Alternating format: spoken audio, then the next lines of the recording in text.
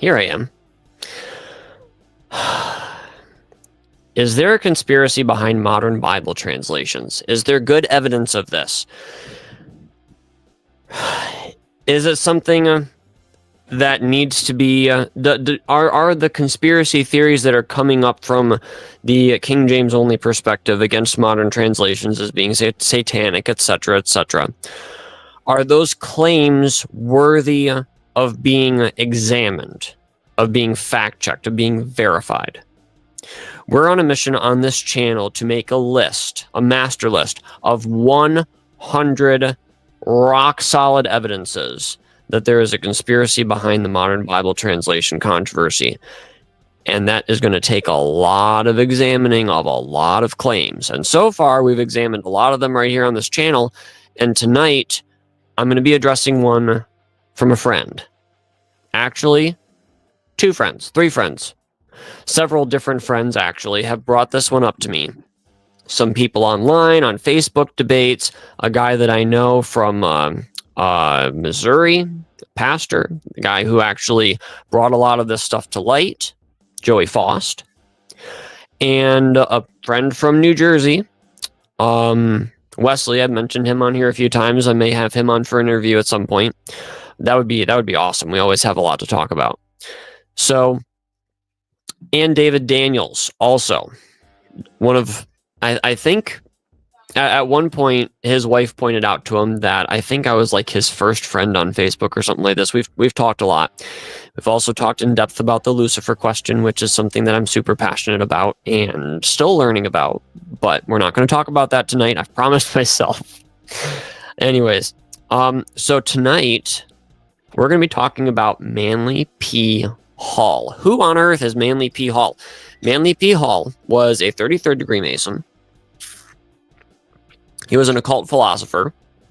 I do not know at what level he operated. I don't know if he could open portals. I don't know if he was involved in, like, you know, the really crazy stuff or the really dark stuff. I don't know to what level Manly P. Hall was sucked into the darkness, but I know I have a lot to learn about this guy. But there's one particular claim that was brought up in a book which I've promoted for over a decade. It's called The Word, God Will Keep It. It's by a pastor named Joey Faust. I might be able to show you the cover really quick. I'm going to go to our library on our website, and I'll see if I can show you guys. This is not actually, if you order this book today, you will not actually get a copy of this book that looks this way, but I want you guys to actually see it if I can pull it up quickly.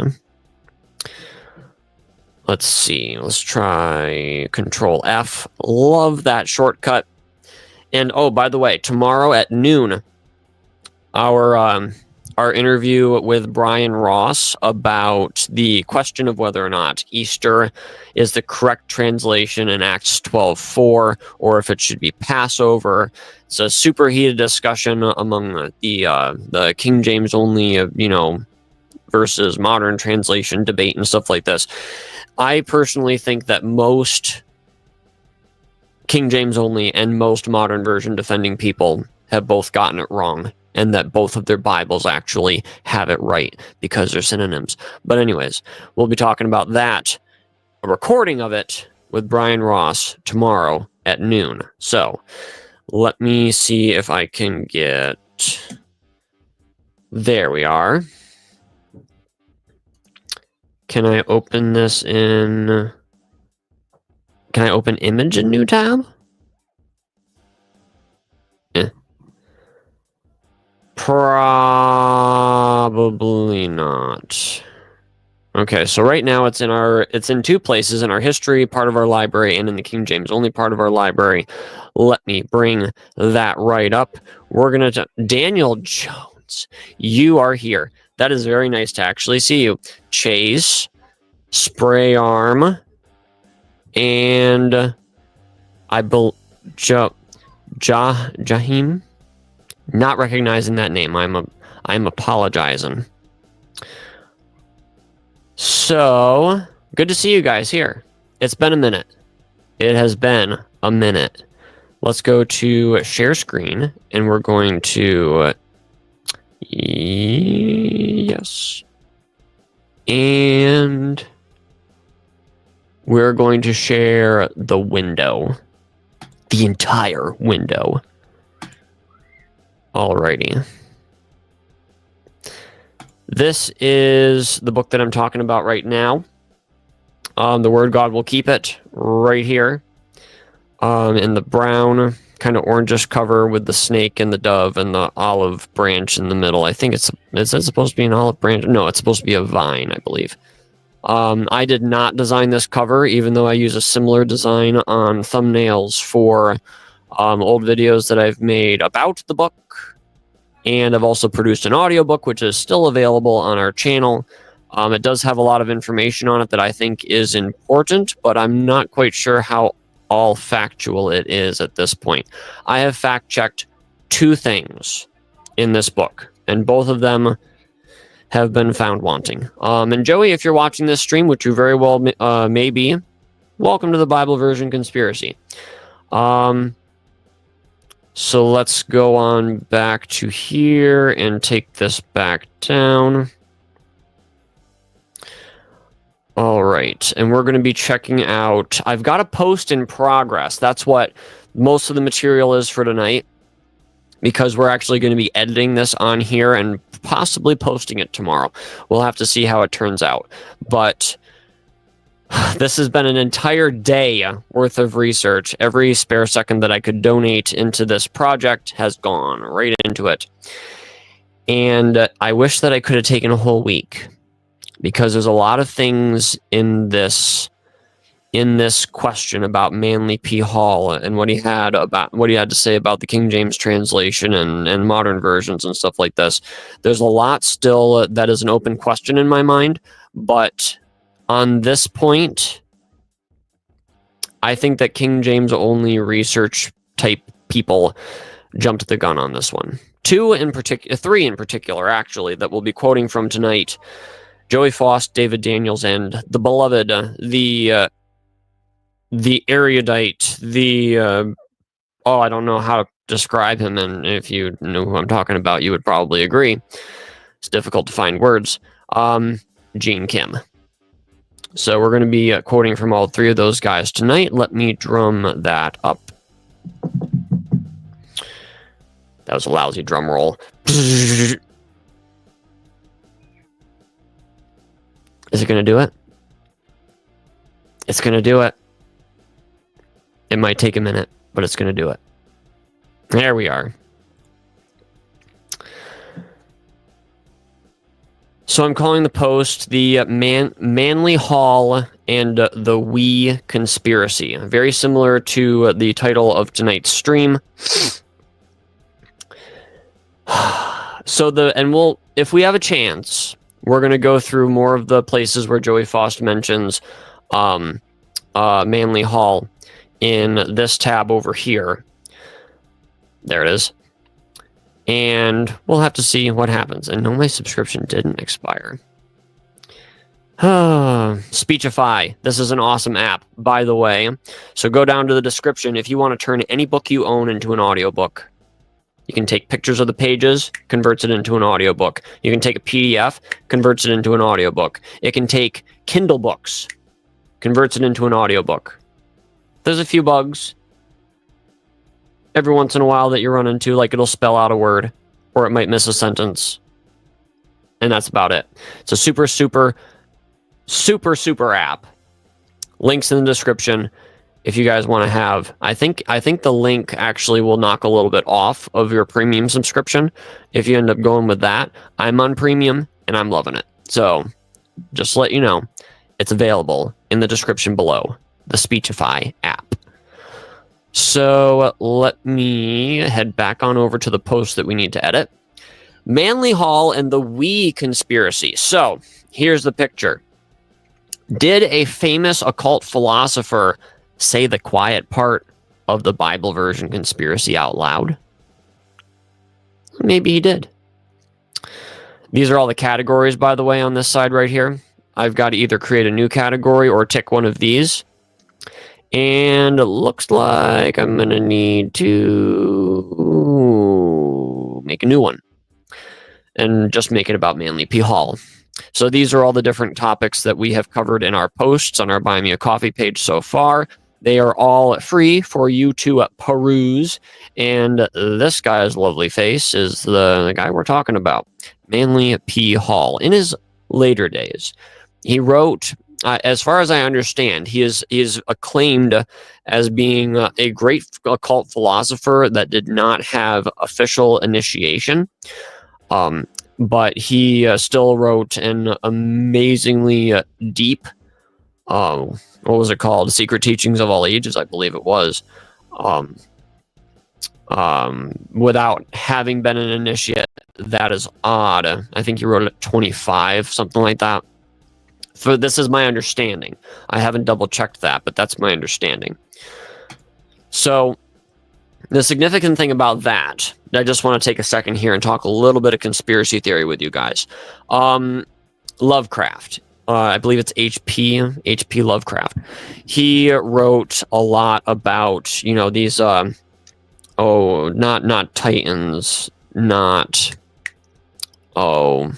what are they called? I forget what he calls them. The older gods, I believe he calls them, like Cthulhu and he's probably the most famous one. There are many others. But in the Lovecraftian universe, which is getting a lot in the media these days, he, to the best of my understanding, and from what Bill Schneebelen has said and stuff like this, it seems that he was not necessarily an initiate either. Lovecraft apparently got a lot of his occult knowledge from stuff that was handed down to him through his family. And it was just a part of him since he was young, a multi-generational association, if you will. So same thing with Manly P. Hall here, in my opinion. This is without having looked into it. That's just because as a non-initiate, he was able to write all of this stuff. In my mind, either that means that he had associations with this kind of stuff from a child. I have not heard anything about, like, you know, SRA or anything else like this connected with, and if you know what that is, you know, horrible stuff. I don't know of any of that being connected with Manly P. Hall. I do not. I don't know a lot about the man to begin with, but I'm looking forward to looking into him. That's for sure.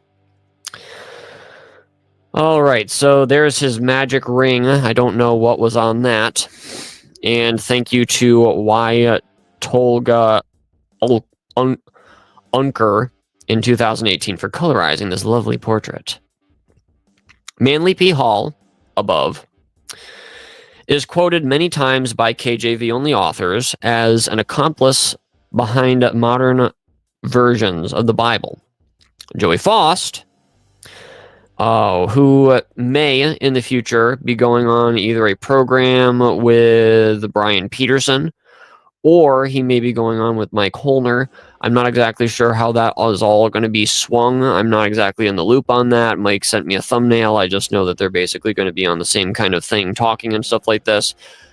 So keep an eye out for that. I have not talked to Joey about this personally. This is more so on a whim because, like I said, I've only been looking into it today.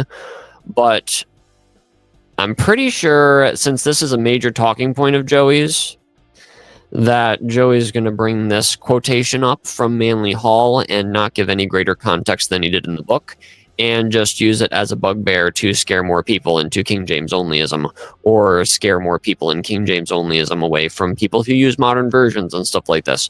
So because it hasn't checked out, unfortunately, which is sad because I'm actually looking for things to check out. I was hoping that this would check out. As it is, I'm sad. But here we go, and here's the explanation. Joey Faust, author of The Word God Will Keep It, quotes Hall from 1944, where he wrote, and here is the quotation. Let me zoom in on this a little bit for y'all, help you out. There we go. So this is the quotation that we're reading right here. Oh, and by the way, if you get Speechify for desktop, you see that little play button that just showed up there next to 1944? If I click that button, it will read, and I don't want to do that right now because I don't know what it'll do with my software and stuff, but it will read stuff that you highlight. So I can actually have Speechify read this to me. See that? Boom. So it's like a super handy research tool, and I'm pretty sure it supports like 2x speed and beyond. I'm pretty sure right now on Premium I actually have access to 5x speed. I don't even know. I'd have to be listening to Mountain Man from Duck Dynasty to need 5x speed. Oh, anyways, and if you know Duck Dynasty, you know Mountain Man. 1944 quote. Now here, this citation is just so, and we hopefully will look at one with a little bit more context that he adds elsewhere in the book. He actually quotes Manly P. Hall on this point, I think 2 or 3 times. So anyways, 1944. Ellipsis mark, so that tells you that we're picking up in the middle of a sentence. Gail Ripplinger is the queen of the ellipsis mark. Joey Faust does it a lot too. I think he handles things a little bit more responsibly than Gale, but in this case, the ellipsis marks don't help. We will have to undo much that is cherished error. Now, this also makes it seem like this is all part of the same paragraph, and that's going to be important in a minute. The problem of revising the Bible shows how difficult it is to do this. For the last 100 years, we have been trying to get out an edition of the Bible that is reasonably correct. But nobody wants it. What's wanted is the good old King James Version, every jot and tittle of it, because most people are convinced that God dictated the Bible to King James in English. Manly P. Hall, Horizon Asia in the Balance of the Scales, Volume 4, Number 1, 1944.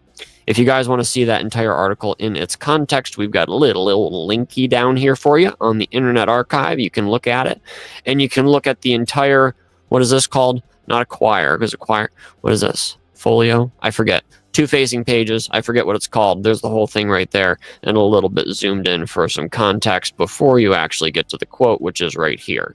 You're looking at this page. You're looking right there for your... what we just read, pretty much, is most of that paragraph. All right, back up to the top. All right, although, and now here's where I blow my kiss to Joey Faust. Although Faust wrote a fascinating book on the 400-year lineage of the KJV-only movement. Now, that's what he wrote the book on. That quotation adds value to what he writes anyhow. Because what he's arguing for is that there are people that believed that the King James Bible was every jot and tittle perfect before James Price claimed that there was any such thing in 1930. 1930, however, is actually where we trace most of our lineage back from. Joey doesn't actually deal with that part of things, the whole idea about 2 streams of manuscripts, all that stuff. Brian Ross, am I right? This is where most of the King James only rhetoric stems from, is the Seventh-day Adventist, Benjamin Wilkinson, our authorized Bible vindicated. It's an accepted fact. King James Onlyism just has to accept the fact that most of their traditions come from a Seventh-day Adventist, and it's funny. But anyways, and I was one for many, many years, and I was okay with that. I can see why people would be okay with that, but problems, okay? There are some problems, and we'll talk about those in the future episodes that we make. We're going to stay on topic. Although Faust wrote a fascinating book on the 400-year lineage of the King James only movement, specifically to dispel the claims that it is a new sect, I don't feel this quotation does the context justice. Oh, and by the way, you're seeing these little lines shooting up right here. Eventually, I'll have a link for this too. Grammarly, just fix that spelling right there. You see that? It's quicker than the eye. And then this one will give me, I have found this, it is so far, hang on. I have found this is far too often the case. Watch this. Boom. Eventually, I'll have a link for Grammarly too. But that's not even the paid version. It is very, very helpful for correcting things. It doesn't get everything, but I've done a lot with it before, and it's super, super slick. All right, so his book is specifically to dispel the claims that King James Onlyism is a, quote, new sect, like James Price claims in his one book that is out in the shed somewhere. I don't feel this quotation does the context justice. I have found that this is too far, or is far too often the case among KJV only proponents. This is a major problem, and this is something that Bryan Ross, I believe, is also trying to deal with. To date, so far, from what I've seen, most KJV only defending material is one of two places. Actually, three. It's on social media with video. It's on websites that are way too big. Just extremely long articles. For instance, Will Kinney, and books. Okay? The books part has been a real problem, because in a book you can only quote so much, and you have to ellipsis mark everything all up and add your thoughts. And that's what you have to do with a book. And that creates a lot of problems, especially when you're trying to make something that's not actually there. And it gets really grimy after a while. The long websites, a lot of the time you can't see the forest for the trees, and people won't read your article because they are immense. Enter Speechify. And then there are the videos, such as Nick Sayers, another friend of mine, who streams for 5 hours sometimes. And that's when you turn on your 5x speed and hope you can get through in an hour and maybe catch something. But anyways, boy, that poor guy. I went with him for 4 hours, by the way. Both of us were exhausted by the end of it. It was a fun conversation, though. I have found this is far too often the case among KJV-only proponents, and this is where the quotation doesn't do the context justice. We'll be talking about two of those quotations in this article. We've talked about many others before, and we'll talk about many others in the future. So yeah, still, we're working on that list. We've got to look at these arguments. We've got to figure out, is this, because this is why I started this channel.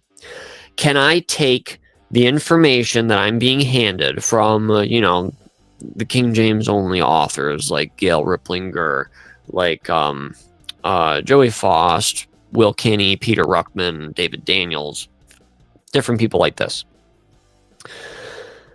The places where they say that there is a conspiracy going on against the Word of God. Can we take their claims and verify them and then use them ourselves and be like, yes, what they said there is accurate. I've gone and I've checked it, and now I have comments that I can use to say more about this because I've seen the context of these things. And we're trying to make this list. I'm telling you guys, it hasn't been easy. We're trying to find 100 rock solid evidences. I'm up to maybe 2 or 3 right now, because the ones that I've been checking have been falling through like you live in a house where the floor is made out of wet cardboard. It's been sad. So let's get into this. Regarding the statement, KJV-only authors make the following claims. Now, I apologize on the paragraphing going on here. This is mostly all done on my phone because my computer is a stinker and it doesn't like to work. And I also have to work a lot of the times when I'm not at home, so then I got to jump on the phone and do it then. So this will hopefully all be formatted and fixed before we actually publish the article, but here goes. Well, we might see this later, too, if we jump into Joey's book. It is probable that these men, this is talking about the we, with such diverse backgrounds, were connected and organized, more than often realized, through various secret societies, etc. It's not just possible, it's more than probable. There are lineages and lines and things that go far beyond, excuse me, secret societies. Secret societies are surface level. You guys want to learn about some stuff, I would recommend checking out a book called, what was it? Snatched from the Flames by Nathan Reynolds. Wow. You want to see how far some of this stuff goes? Or the book by Kathy O'Brien called The Transformation of America. Don't read that one if you're not an adult, because it's got some sick stuff in it. So please, don't read it if you've got a weak stomach, or there's some sick stuff in it. But it all happened to this lady, and it's important to know. Anyways, expect to walk away from that book feeling just a little bit dirty. So anyways, however, it is certain that the prince of the power of the air, the god of this world, is organized as his labors to unite men philosophically to accomplish his goals. Things are progressing quickly according to such occult plans. Evil men and seducers are waxing worse and worse, deceiving and being deceived, 2 Timothy 3:13. Yet, in the early 1940s, Hall was complaining that KJV-Onlyism... Now, here's something.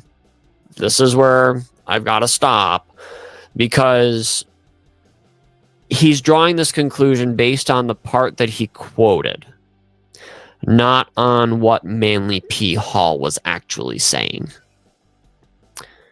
I'm trying to think of any way that I can block out some of the noise that's in the other room. Hang on 1 second. I will be right back.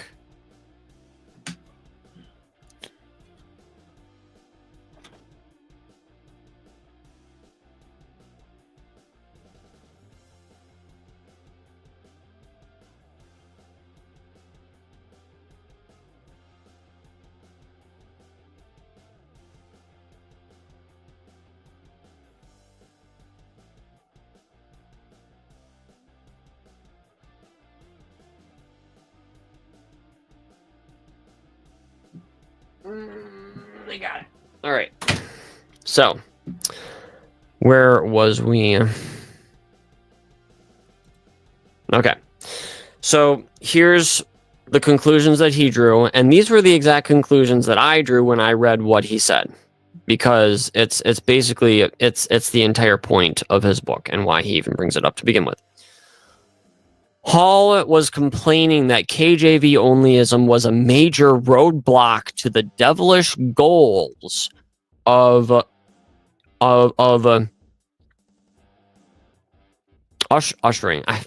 usuring. That's what I was reading. Anyways, ushering in a one world religion, etc. See Daniel 8:25 and Revelation 13:12 and 17, etc. The great awakening of so many people to the King James only viewpoint in recent decades continues to be a hindrance to their agenda. And then he quotes it again in another spot, I believe, and he says this afterwards, if I'm not mistaken, just going from memory. The occult plan is plainly confessed above, which is what he says about that statement right there. For the last 100 years, we have been trying to get out an edition of the Bible that is reasonably correct, but nobody wants it. Most people, and of course, what's wanted is the good old King James. Oh, this is a stupid old version. Oh, we're going to get rid of that thing. Yeah, we're going to make an NIV, and that's going to make people not want to read this stupid old King James Bible. Oh, it tans my hide, Yeah, okay. All right, so that's what you're supposed to get from that quotation. This is what Joey gets from it. King James Onlyism is a roadblock to the New World Order. Ooh. Wow, you better be King James only now. You're holding back the tide of the Antichrist. Yep, that's what you're doing. You being a King James only person is really doing a big thing. That Antichrist, he can't do nothing about you. Yeah, okay. David Daniels has a similar conclusion. I asked the question, who is we? Who are the we? We have been trying to get out. Who is this we?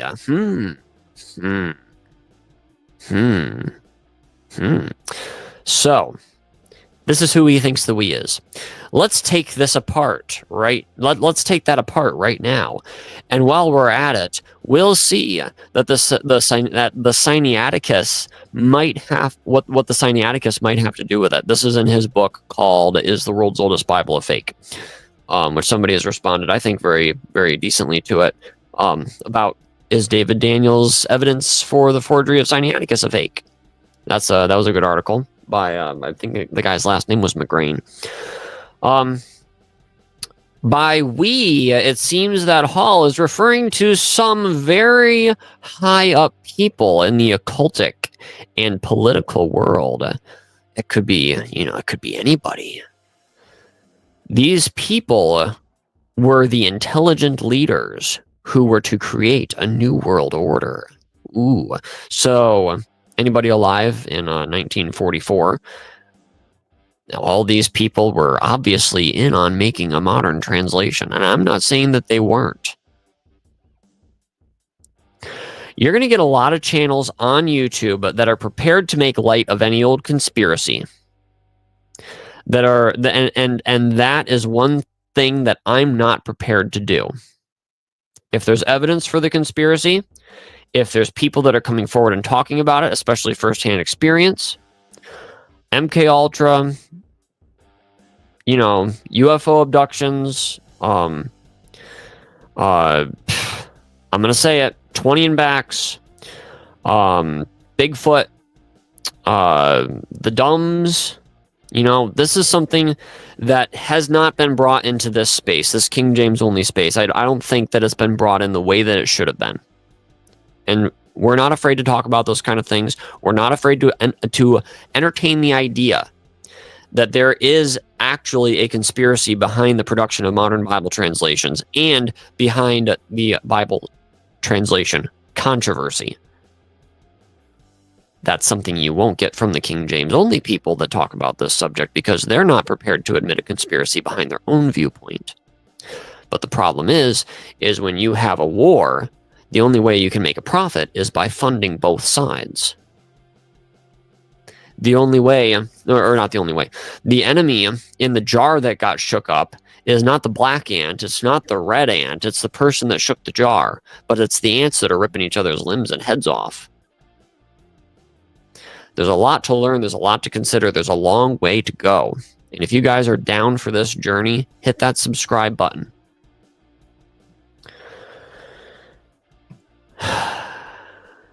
By we, it seems that Hall is referring to some very high up people in the occultic and political world. Ooh, interesting.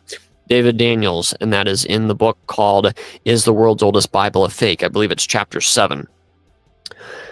This is, I hope I spelled your name right, Kim. I don't know if I did. I probably did, and I should double check it. But anyways, Gene Kim, that's how I spelled your name. My apologies. I will check that, hopefully, before I publish this, if I remember. Now this is what Gene Kim says about what Manly Hall just said in his article called "Missing or Corrupted Verses in Modern Bibles." He also has another article that is akin to this, that is basically, it says Satan wrote modern versions, basically. Right there in the title. Oh yeah, and he also talks about the Lucifer thing in this article, missing or corrupted in verses. Yeah. Yep. David Daniels has his thing.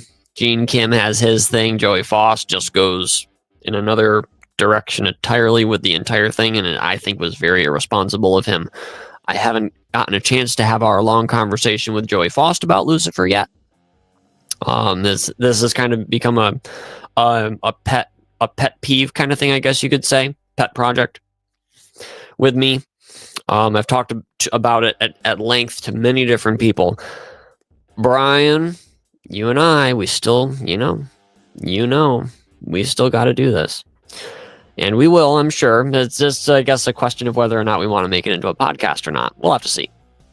Anyways, Gene Kim says he is clearly insisting that it was the KJV believers. I'm trying to say it as much as like him as I can. He is clearly insisting that it was the KJV believers who slowed down the work of the modern Bible. Those Christians who force other Christians to have a firm belief in modern versions of the Bible will surely be accountable for their sin. Okay, so I don't know about Christians who force other Christians to have a firm belief. You can't force somebody to have a firm belief. I don't even know what those words mean. You ever hear the old adage, a man convinced against his will is of the same opinion still? You can't force somebody to have a firm belief. Anyways. All right. Oh, entire. Let's fix that. Is it going to fix it? It didn't fix it. Did I hit ignore? I don't know. I can use that. Below is a screen capture of the entire page where this is from. This is also just kind of a note laying here, so I'm going to add some more in to kind of fill in, what they said, my thoughts on that, and then leading up into the actual page. So this is the page where you guys you can't read it on the YouTube video. But like I said, there's the Internet Archive link right there where you guys can zoom right on in on that old page. And this is a cropped in version of it. I read this afternoon, starting up in here, I think it was. He's just talking about stuff that's totally unrelated to what they're saying anyways for the King James Bible thing. All of this has nothing to do with it. Do not discuss anything with grandfather. He is against everything. When the relatives gather for Thanksgiving dinner, and no one dares to say more than to discuss the weather, you have a miniature League of Nations, and two, unless we are very careful, a miniature of the Post-War Planning Commission. So, kind of humorous there.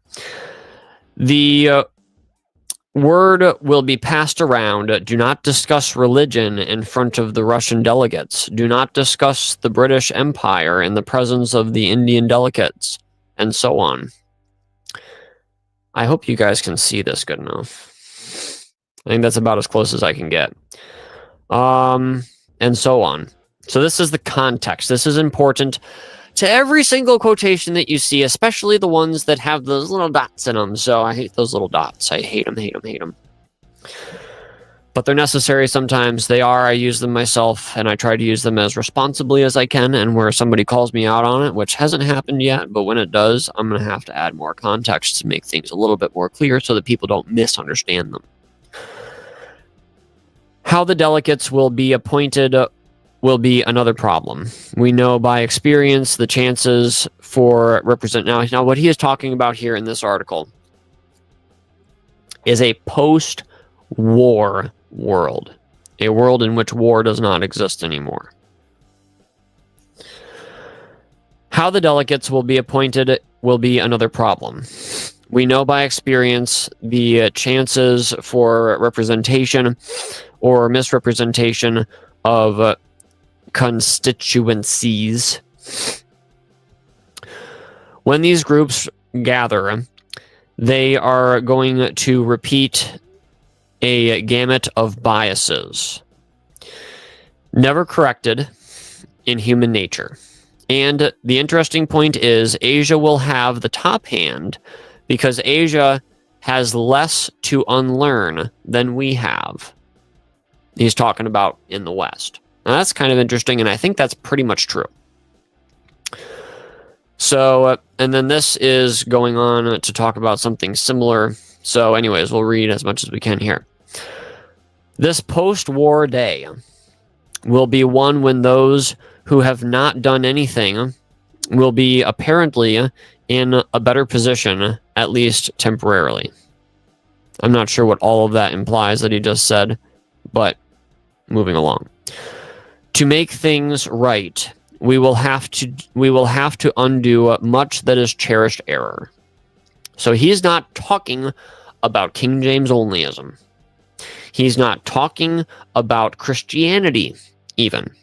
He's talking about unlearning cherished error. And this is called trying to be, what is the phrase, maybe enlightened a little bit. Maybe realize that there are people out there that don't comb their hair the same way as you do. It all has to do with how much exposure you have to the outside world, I suppose. As James White talked about in his talk after the Doug Levesque debate, he mentioned, and this is very true, in the Middle Ages, when you have a painting of, say, David or somebody like this, he's riding a horse and wearing armor, and he lives in a castle, and it's depicted that way. Same thing with actually an Amish children's Bible storybook that we have out in the other room. The Amish portray all of the people in the Bible as being Amish, pretty much. They wear maybe a little bit more Bible-y looking clothes, but besides that, all the men have chin beards, and they all actually, and if you guys live around Amish, you know that Amish have a certain look about them usually. It's not all because of inbreeding, but I think a little bit of it is. It's a huge epidemic among the Amish. It's really sad. But that's because of, the limited exposure, and you also don't get to go outside of your circle to find a bride and everything else like this. So they have Bible schools and stuff that people can go to try to get matched up. But anyways, great opportunity for them these days. In this Bible storybook, yeah, everybody looks Amish. And that's how you portray people in the Bible when you have no exposure to something else. So, anyways, people just kind of need to realize that, I guess. And by the way, if you guys are making comments, please keep making them. I will get to them hopefully at the end of the stream. And if you guys have a burning question for me, put 4 question marks before and 4 question marks afterward. I'll try to scroll through and see if I can hit those ones first when we get to that part of the stream. Asia will have the top hand because Asia has less to unlearn than we have. This post-war day will be one when those who have not done anything will be apparently in a better position, at least temporarily. To make things right, we will have to undo much that is cherished error. Now, the cherished error part of things, he's going to illustrate now. The problem of revising the Bible shows how difficult it is to do this. That is, to undo cherished error. For the last 100 years, we have been trying to get out an edition of the Bible that is reasonably correct, but nobody wants it. What's wanted is the good old King James Version, every jot and tittle of it, because most people are convinced that God dictated the Bible to King James in English. Now, if you cannot get a correct translation of an existing work when the manuscripts are available, how are you going to work with the deeply seated prejudices of human beings, especially when they are so lacking in a common denominator? The only answer is out of this last 50 years or so of research. The only answer is out of this last 50 years or so of research has come the solution, but we have not recognized it. No problem is present to man without the solution being presented with it. That is a true saying if we can recognize the solution when present. The solution to this whole problem, which has been given to us, is the basic science which we now call psychology, and which has been evolved in the last 50 years. Psychology is the first systematic effort to analyze human thinking.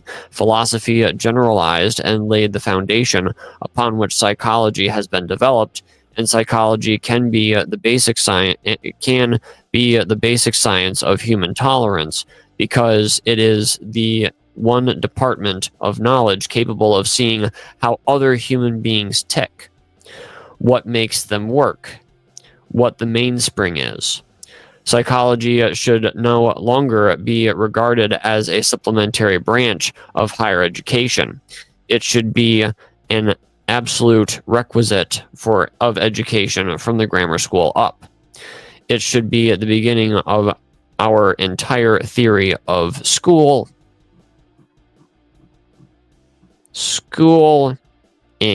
because today the most important form of knowledge is to find out how other people think. So what he's talking about here, and we'll probably end there for now, because that ends the discussion of this whole thing. Does it sound to you like King James Onlyism is in the way? I didn't get that from what he was saying. Did you get that they were secretly trying to get out a Bible that was going to make things so much better, and nobody wants it? I don't get that from that either. He does mention, I believe it was Manly P. Hall. He does mention, Joey Foss brings up another citation where he complains about the translation of the Hebrew Bible. He does mention that. And where he's like, there's a lot more of the mystical in the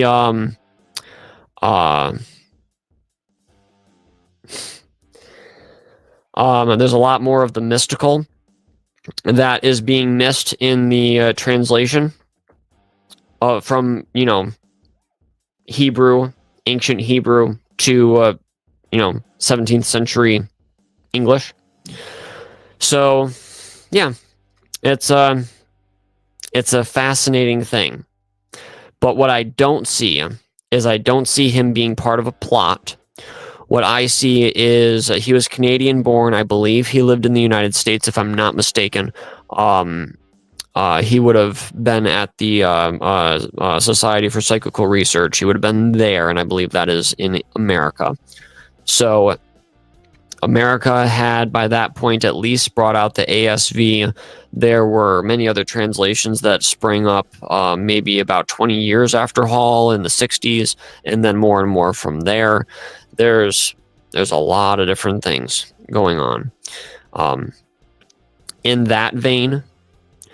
But when we look at the quotation here, and when you read in Joey Foss as well, you'll see that when he takes this quote, he'll start putting dots and then ties in a lot of stuff with psychology, and you kind of get the impression that what's happening is Manly P. Hall wants to use psychology to destroy King James Onlyism, because he just hates King James Onlyism, apparently. So let me see. Yep, here's the quote.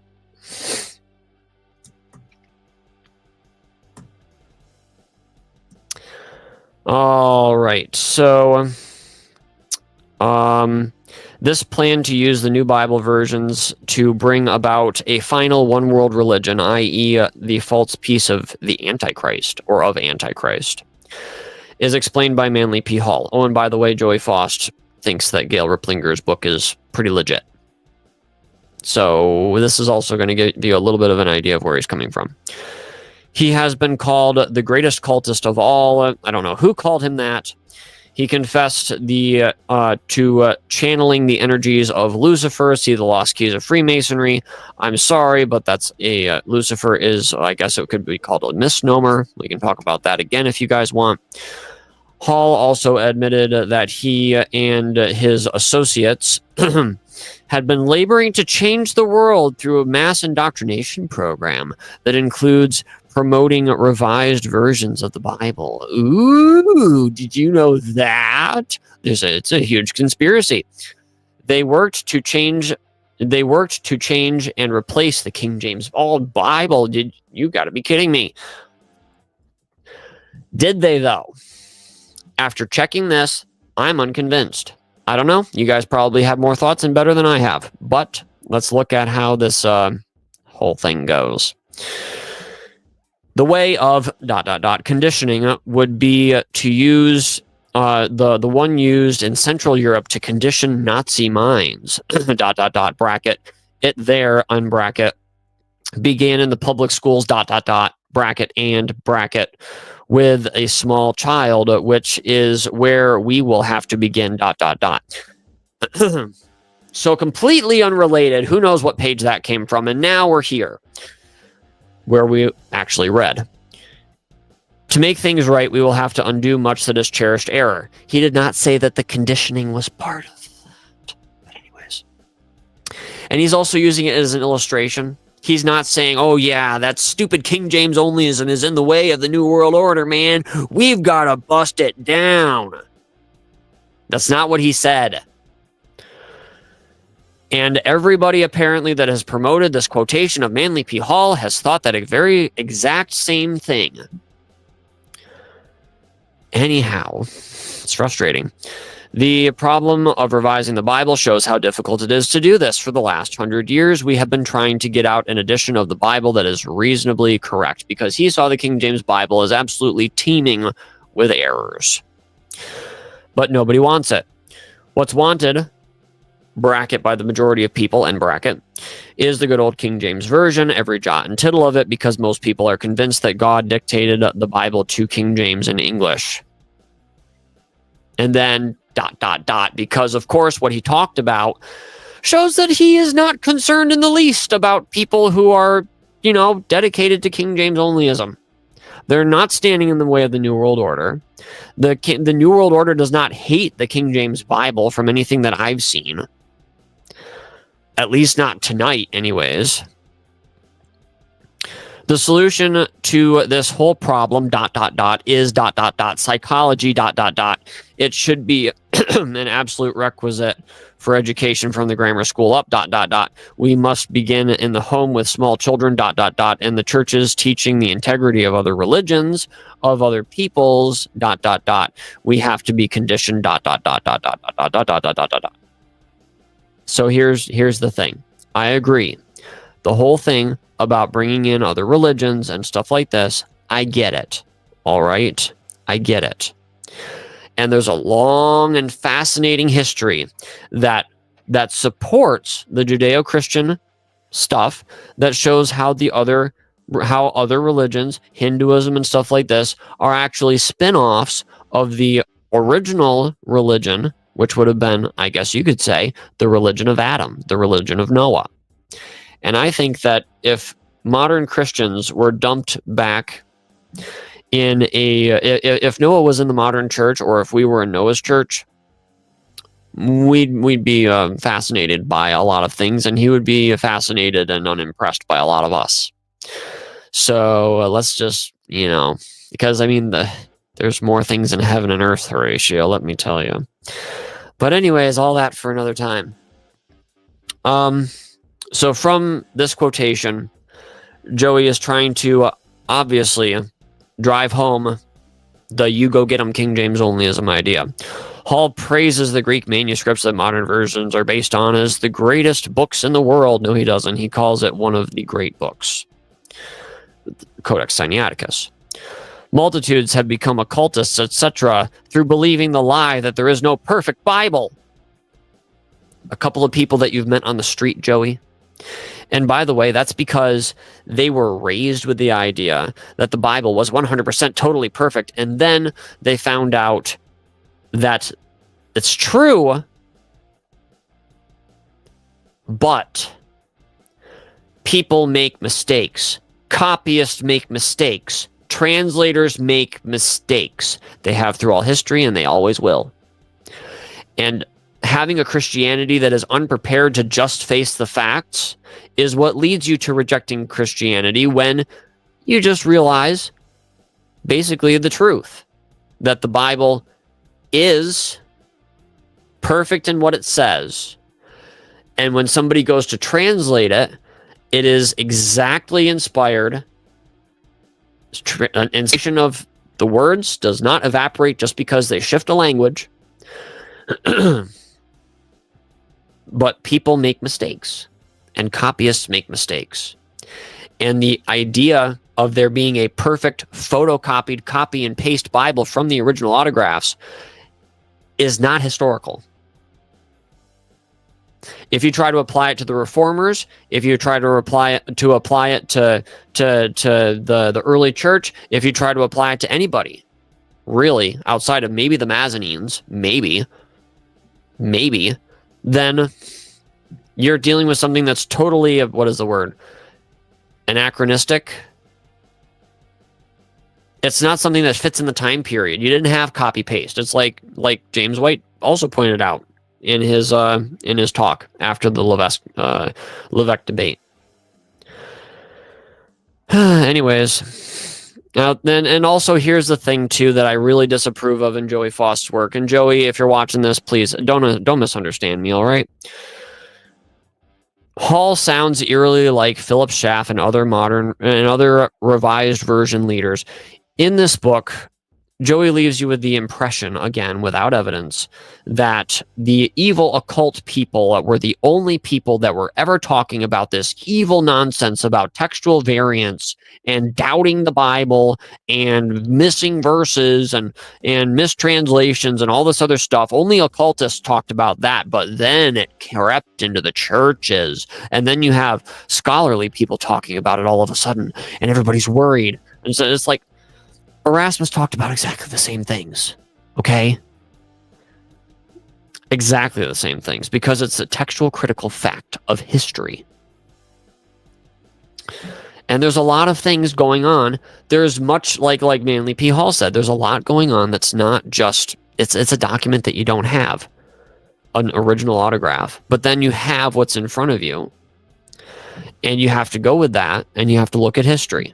It's not something that can be escaped just by claiming that the King James Bible is perfect because you want the King James Bible to be perfect.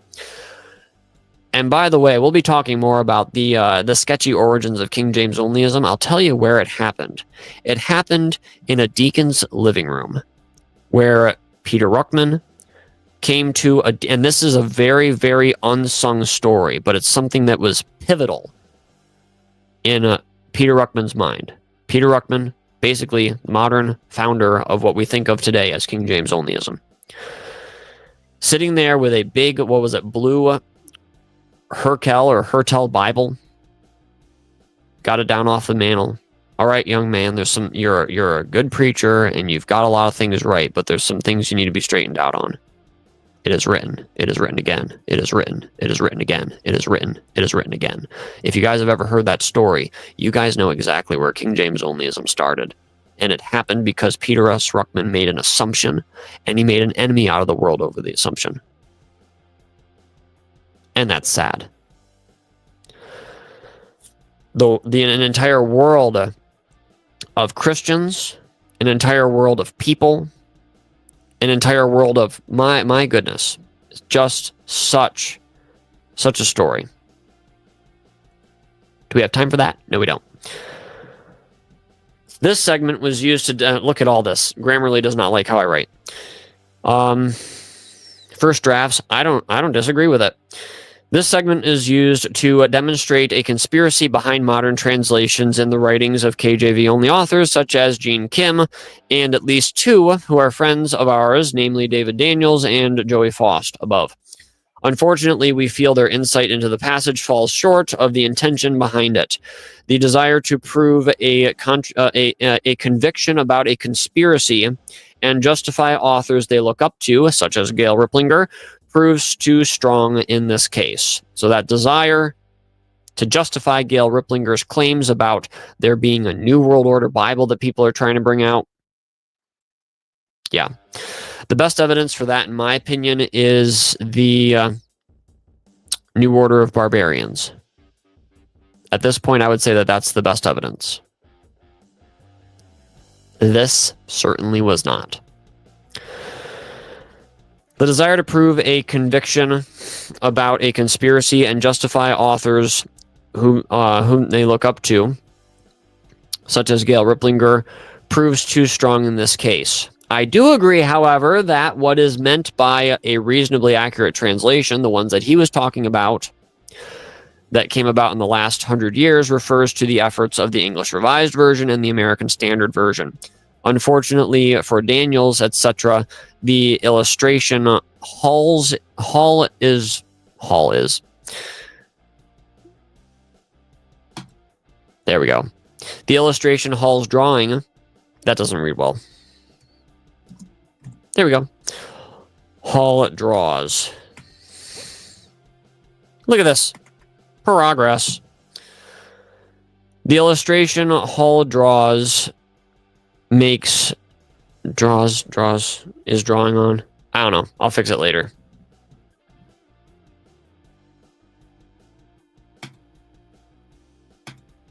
Maybe I'll remember to fix it now. Makes no demand that the we be related to any other we in the passage. Now that needs to be added to as well, because in David Daniel's book, when he talks about this in Is the World's Oldest Bible a Fake, he says that the we in the rest of the article by Manly P. Hall is referring to like global leaders and stuff like this. So he's just like, oh, all these people are trying to bring out a modern translation. Who knew? But I don't think that we can pile all of that meaning upon the we, especially since he didn't pile all that much significance on this parallel and this example, this little microcosm of how intolerant and hateful people can be toward each other. And by the way, that's something that was completely missed, is the actual intention behind what Hall was saying. And am I standing here on this channel trying to defend an occult? How dare you offend an occultist? Not my intentions. Not my intentions at all. But what I'm trying to do is I'm trying to see his point and trying to see whether or not the King James only author can make their point with what he was saying. So far, it doesn't seem to be the case. But we missed Manly P. Hall's point. His point is that the idea of people holding on to a translation, even when translations are being improved upon, it illustrates how people can hold on to tradition in the face of increasing value. It was the same thing with when Jerome White mentions this as well. Jerome makes a new translation of the Greek, I believe, Septuagint, or the Hebrew actually. He brings the Hebrew into Latin, and he translates the word gourd, I believe it is, in Jonah. He translates that vegetable or that plant or what have you as something differently than what the Septuagint had, and it caused a riot. It wasn't a nice little peaceful debate or anything like this like we enjoy today. It was a full-out BLM riot over that, because you challenged the translation. It was the same thing before Erasmus's day. Like, oh, what was his name? It'll probably come to me in my dreams. But Erasmus published his writings, and they had basically been stuffed in a library somewhere. He didn't want to face being burned at the stake. And he had found a whole bunch of problems in the Latin Vulgate, but he never published them. And it was like, whoa, I don't want to get burned at the stake, so I'm just going to shove this in a library someplace and I'll die and it can be discovered by somebody. And it was discovered by Desiderius Erasmus. When you challenge a translation that people have an emotional connection to, instead of having people that are curious and want to know more, because Jerome went and asked the people that spoke Hebrew and the rabbis and everything else like this, and they're like, what's this plant exactly according to you guys? Because I see what the Septuagint translated it as, but what is the Hebrew? How is this significant to you guys? And they said, oh, it's this. He pointed at it or whatever. Oh, okay, I'll put it in there then. And you end up causing a riot. Manly P. Hall, I think, in that quotation is getting at the fact that people need to be a little bit more understanding of each other, a little kinder, a little less apt or prone or given to draw blood from somebody who disagrees with them. There is a real message to be shared there. I'm glad that a lot of King James only debates in recent years have reflected a lot of that same spirit, where people are at least agreeing to get along. People are going to sit at the same table with each other. People are going to laugh at the same jokes with each other, show a little bit of adulthood, show a little bit of professionalism, show a little bit of Christianity, for crying out loud, instead of getting ready to kill somebody just because they use a different version from you. That kind of nonsense has to stop. Of course, I've never heard of any death threats associated with this, but, speaking hyperbolically.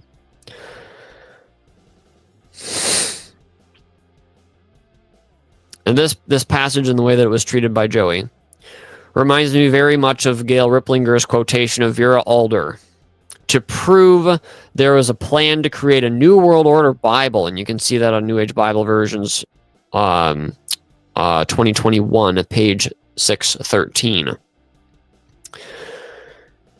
There seems to always be just enough information which can be trimmed away from such quotations so they can be squeezed into the KJV only conspiracy narrative. And by the way, it disappoints me every time we run into something like this. I go into every single case of this Bible version conspiracy stuff, fact-checking stuff. I go into every single one of them with my fingers and toes and eyes and legs and arms and everything that I can crossed, going, I hope this is going to work out, because I want it to. And when it doesn't, I'm disappointed. I was really hoping the evidence behind these claims would pan out. We are on the hunt for 100 rock-solid evidences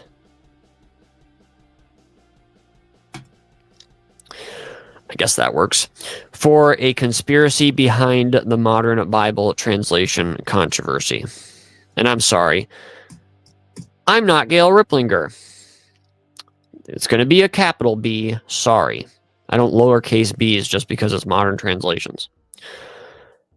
Have you found something that you think we should consider for this list? Rocks solid. There we go. That's a little better. Feel free to drop us a note. God bless. So I want to check out your guys' comments, see what you guys thought about the stream, about the stuff that we covered. And we're going to do that by skipping on over to here, and we're going to remove this. No, brother. Somebody's spamming us. Yeah, some serious people are spamming us. Wow, this is gross. All right, hey. Let's see what we have here. And we're not going to address the stupid ones. Well, I'm not going to say that I don't want to address the stupid ones. The ones that are like getting, sketchy. We're not going to know. All right, so howdy, good evening, hello, thumbs, taco, evening, hello. All right, this one looks like it's of substance. And let me scan real quick. I don't see anything with the quadruple question marks. We've got some weirdos in the chat, and that's about it. All right, so I think that might be something to do with opening it up to Facebook. I don't know. Come on. Come on. George, hello. In The Secret Teachings of All Ages, Manly P. Hall embraces the critical text. Oh, he does, really. Including some Gnostic ideas. Oh, he does, really. Such as Ezra modifying the Bible. Okay.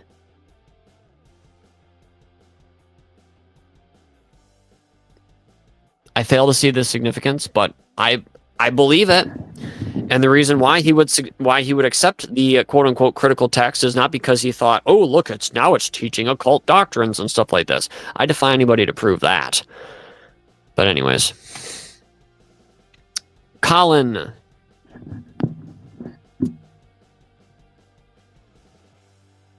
Is it going to switch or isn't it? Told YouTube to notify me of the live stream. Of course, nothing must be a conspiracy to hide the conspiracy. It could be. Yeah, the notify me button works sometimes. Sometimes it does not, unfortunately.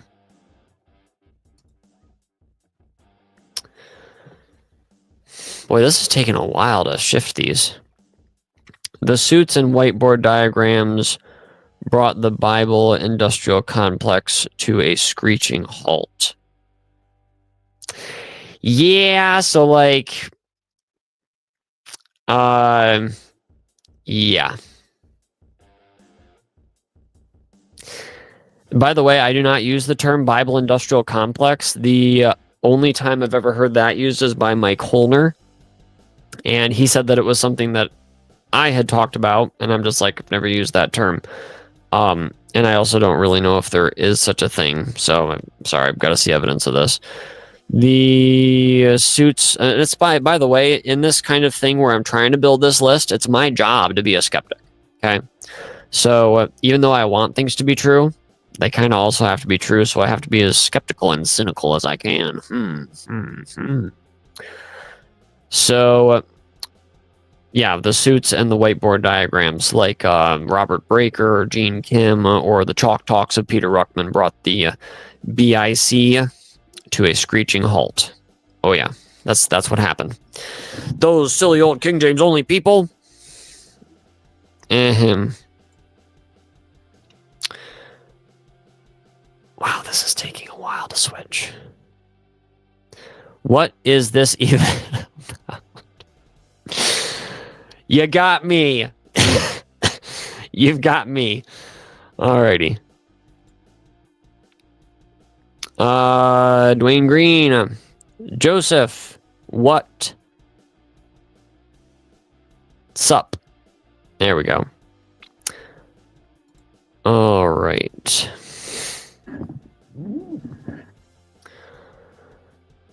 I'm familiar how people making tantrums when I said modern versions have occult influence and can create problems in language comprehension of a person. Okay, well, the thing is on that one, let's see. I would say that mostly if you're interpreting somebody's reaction to information that you're sharing as a tantrum, usually it's because they're trying to say something and you're not listening, which can be a real problem. I know that I've experienced that from both ends of this controversy. So, as far as it being able to create problems in language comprehension, the modern version's occult influence, I would love to see your occult influence theories. And if you want to have a really long conversation about the whole Lucifer thing, where Gail made all these foolish, uninformed, and misleading claims about Lucifer, and that's basically the bedrock of her book, is her ignorance about that word's history, then yeah, let's have that conversation. I look forward to it. I'm late. Can someone fill me in on what this conspiracy is by somebody called Illuminated? Watch you are like on BitChute, conspiracy or truth. How many conspiracies are truth? You mean conspiracy theories?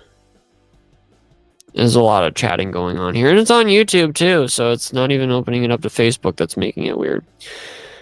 Watch you are declare war, but how many conspiracy theories are truth? Watch it. Most conspiracy videos are brain rot.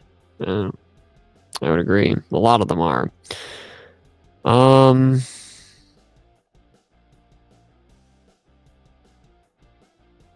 Consuming too much conspiracy culture garbage will make you insane. Oh, yeah. Or is it being insane that makes you want to consume it?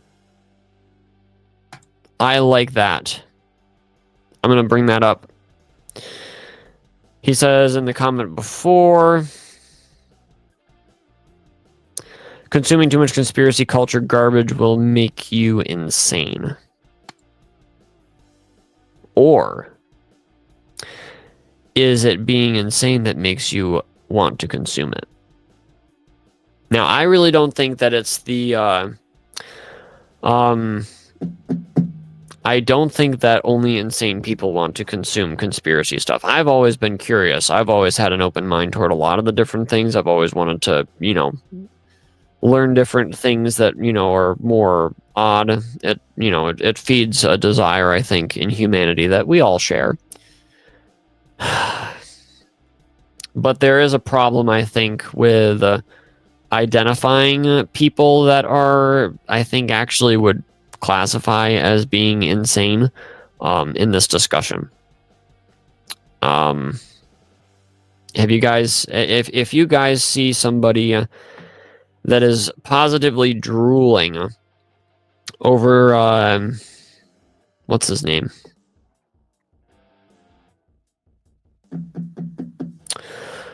Hardinger. I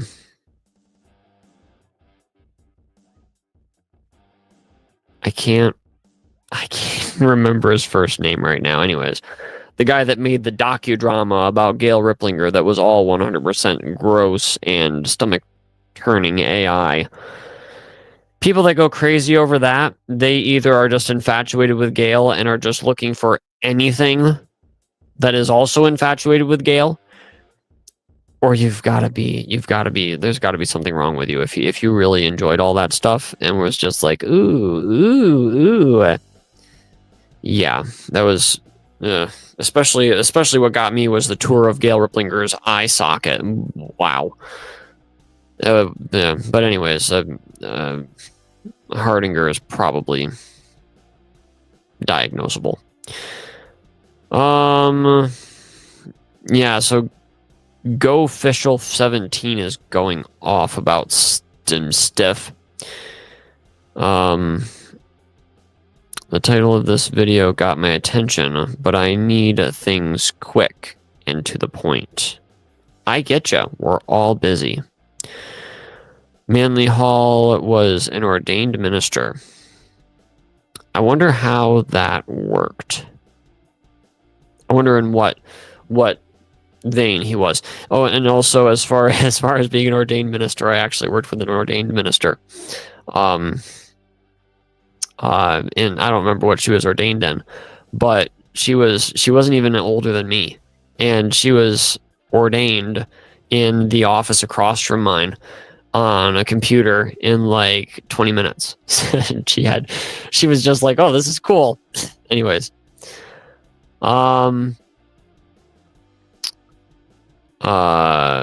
Jews are Lucifer's children. Well, okay.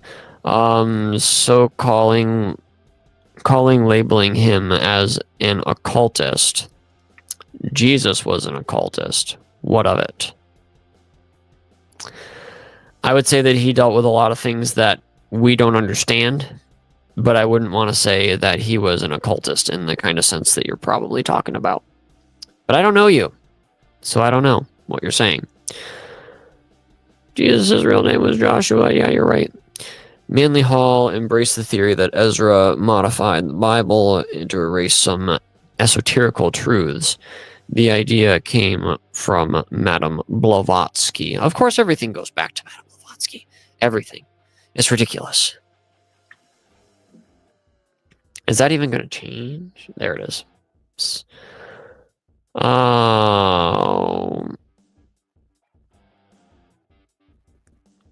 I am the goy who broke the gematria code. Oh boy, guy. Goy. Yeah. He does seem kind of nutty. I'll agree with that. I think I've had this is ringing a bell. Are you Peter something? And then kissy lips and question marks and Freemason and question marks and weird and stop. Yes, it is true that Manly P. Hall, influenced by many esoteric traditions, embraced the idea that certain elements of the Bible are modified and suppressed to hide esoteric or hidden truths. Yes. Are those being brought out by modern Bible translations? If Gail Ripplinger has anything to say about it, absolutely not. This theory, was in line with the beliefs of figures like Blavatsky, who was a founder of the Theosophical movement. Yes. These quotes just aren't going to change. I might as well just quit clicking on them.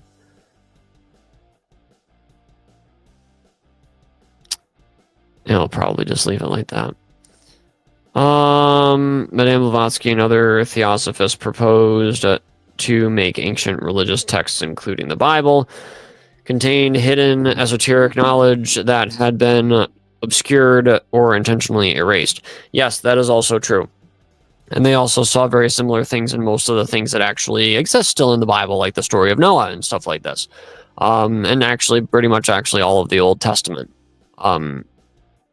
It was all basically one enormous esoteric allegory to them. Which is funny because Gail leaves that part out. And I've illuminated, if you don't know who Gail Ripplinger is, it doesn't matter. You're better off not knowing. It just makes you want to beat your head against the wall. Hidden meaning. Okay, so I'd like to hear what you have to say about Lucifer. Okay. Lucifer isn't Satan.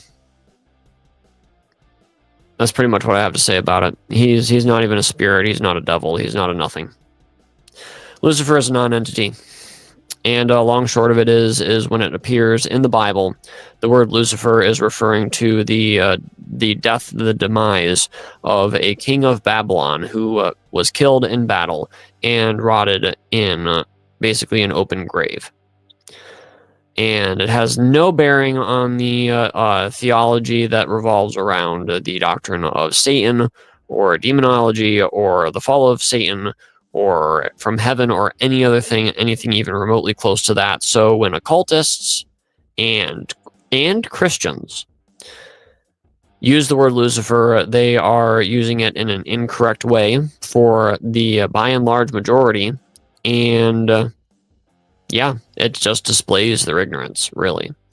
It's a very long and multifaceted discussion, but yeah, it's quite a discussion, and it leads to the truth that Christ is the only true day star, the only true reflection of the Father, and that the Messiah has been looked forward to in everything going way, way back. And I think that Ken Johnson could give you an awful lot of information on those kind of things in his books. I highly recommend them. They're small, they're brown, they're on Amazon. Ken Johnson, BibleFacts.org. Check them out if you guys want to look at the deep roots of all of the things. So anyhow, so yeah, this is just not changing. Maybe it'd be faster if I used the phone. Let me try this.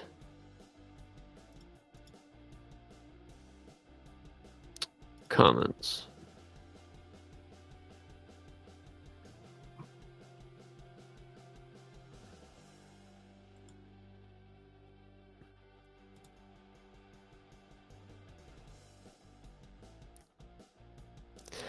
It's still not going faster. Oh well.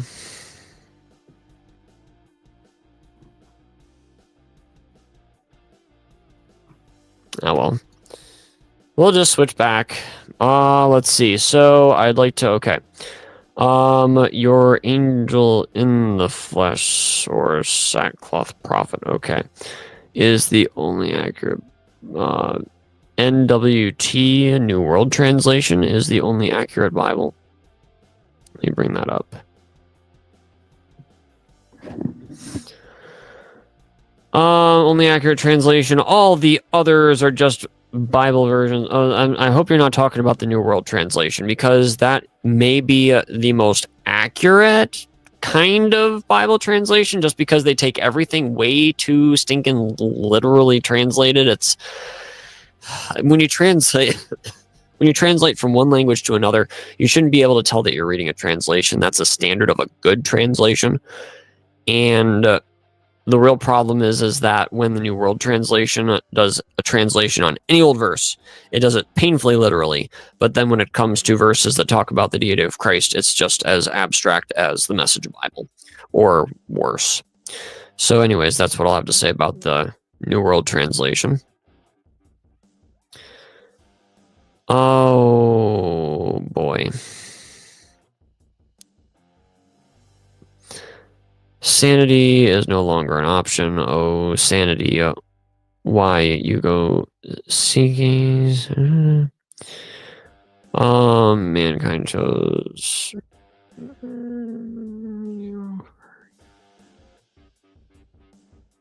Okay. Jordan Hall. And I saw that you liked the one on Facebook. It's very nice.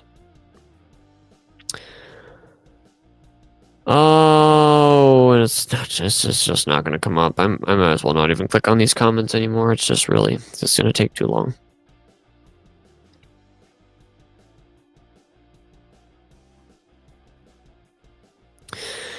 Stumbled on your YouTube channel, figured I'd come give you a like here. Best wishes. I appreciate it, Jordan Hall. I'm assuming that you're the illuminated one that we've been reading the comments of, and it looks like you have 3 more. I would love for this to just come up. Please. Please, just go on this app. There we go. It listened. Lucifer, the light bearer. Strange and mysterious name to give the spirit of darkness. Lucifer, the son of the morning. And that's because he's quoting from a King James Bible, which he did not understand whatsoever. And I'm pretty sure that that quote is from Manly P. Hall, if I'm not mistaken. But I don't remember if it was him or not. Off the top of my head. All right. And that's also because, sorry, Luciferianism and Masonry and all this stuff is just embroiled in Albert Pike. Did I say it? Who did I say? That's who I meant to say was Albert Pike. That is, in my mind, I was thinking, yeah, the guy that's like looks like Santa Claus. But anyways, we'll wrap this up, and I'll answer your question, Dwaynex, about what was the We conspiracy. But interesting, he says Lucifer binds the feeble, sensual, and selfish. Yeah. It's interesting what he would say about any of that kind of stuff. Absolutely. But the problem is that when anybody uses the word Lucifer to refer to Satan, all they're doing is showing that they are extremely influenced by Christian tradition. And that Christian tradition is absolutely false. So, yeah. What was the We conspiracy? The We conspiracy was a quotation by Manly P. Hall, in which he said, "We have been trying to get out a Bible that is reasonably accurate, but nobody wants it. All they want is the good old King James Bible, every jot and tittle of it, because most people think that the King James Bible, that God dictated the Bible to King James in English." So the idea is put forward by several KJV-only proponents that Manly P. Hall saw King James Onlyism as the great barrier to the New World Order. We read the context. It'll be available on the post that we're going to be publishing soon. It's available earlier on this video where you can go and look at it. The context of the entire thing had nothing to do with that. He obviously did not feel that it was any kind of threat to his plans or anything like this. He was using it as an illustration of how hateful and venomous people can be to other people. And I think that the comparison was well drawn, let's just say, from the I guess the social media tears I've shed. Let's see. But interesting, he's okay. Illuminated. I don't think Pike was referring to Satan. I don't think he was necessarily referring to Satan either. But if he was referring to anything spiritual, if he was referring to anything besides basically the planet Venus or possibly the planet Jupiter, then he was talking about the wrong thing. So he and obviously Satan is not acknowledged in in the occult world. Satan and Lucifer are not exactly synonyms either. So I know they're at least taught to be separate entities. Okay. I don't. Yep. But cool stream, man. Glad I stumbled on it. Thank you very much. Don't usually find people talking about this stuff on YouTube live streams. Yeah, that's true. We talk about some weird stuff that most people don't talk about, and we're not afraid to talk about it either. And that's one of the things that I see our channel being different. I think from a lot of the people that have done this kind of stuff, we are talking about stuff that's not necessarily popular. It's very, very niche. It's very, very controversial. I have recently switched my position regarding a lot of it, and it is my job to look at the evidence and give my honest opinion and give you guys, serve you guys the best that I can. That's basically how I see this channel running. That's why I often refer to this channel as our channel. It's not just because there's me and, my split personalities or whatever, which I don't think I have. Have you seen any split personalities around here? I haven't seen any split personalities around here in ages, man. You're good. Okay, thanks.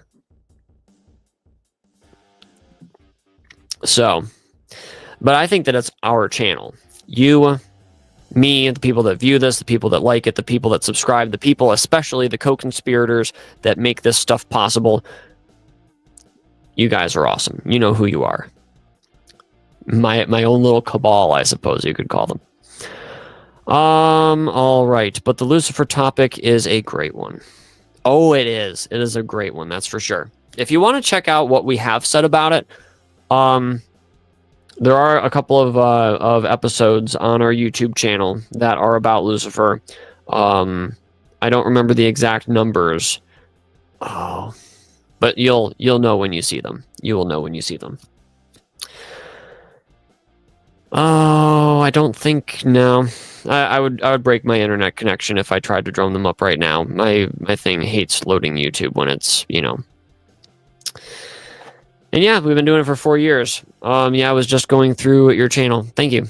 That's very nice of you. So yeah, this is episode number 45 on the official podcast part of things. So far, it's only on YouTube. I want to build up a library for people to actually be able to go listen to more before I actually put it on an official, streaming platform, like a designated one like Speechify or the other ones, iHeartRadio, whatever else. But I do plan on putting it out on regular podcast platforms in the future.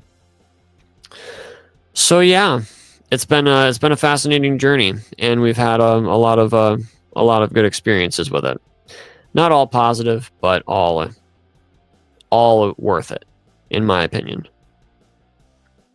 So yeah, we will hop off of the live stream, and we are going to transition into the co-conspirator segment, which is a private chat between me and the people that either contribute to this channel financially or have been invited to be honorary co-conspirators, and that'll be a good stream.